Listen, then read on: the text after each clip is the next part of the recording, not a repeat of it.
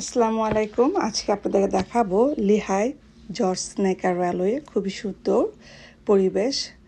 এখানে আকাশ, পাহাড়, নদী সব একাকার হয়ে গিয়েছে। লিহাই রিভারটা আরও সৌন্দর্য বাড়িয়ে দিয়েছে। On the way to Lehigh railway আমরা পৌঁছে গেছি। আশেপাশের পরিবেশটা দেখতে পাচ্ছেন। এখানে ঐতিহাসিক অনেক বাড়িঘর রয়েছে। আশেপাশে এটা আপনারা ঘুরে দেখতে পারেন। কেউ চাইলে অনলাইনে টিকিট কাটতে পারেন। আমরা অন দ্য স্পটে টিকিট কেটেছি। 70 মিনিট একটা রাউন্ড ট্রিপ। খুবই সুন্দর মনোরম পরিবেশের মধ্যে আপনারা যাবেন। প্রত্যেকটা বগিতে আপনাদের গাইড ট্যুর দেওয়া হবে। আমাদের যাত্রা শুরু হয়ে গেছে।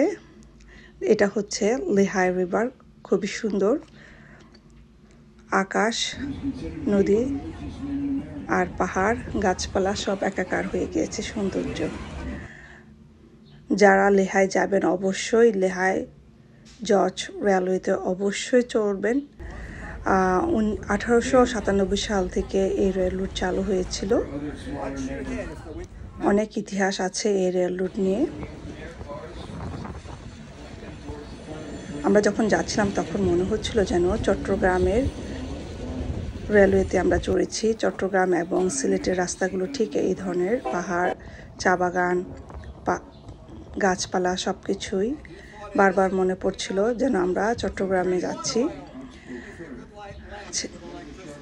যারা এদেশে থাকেন, বিশেষ করে আমরা নিউ ইয়র্কে থাকি, খুব বিজি শহর, আমাদের সাবওয়ে দিয়ে চলাফেরা করতে হয়।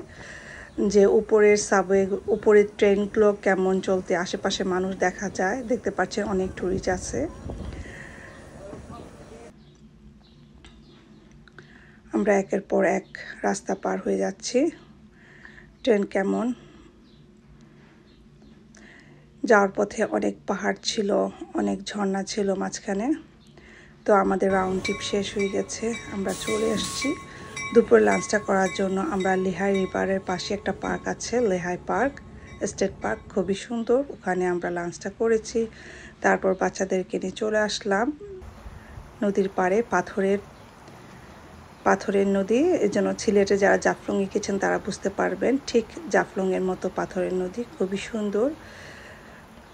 পাখির কলতারি, নদীর পানির স্রোত সব কিছু মিলে এক অদ্ভুত পরিবেশ তৈরি করেছে।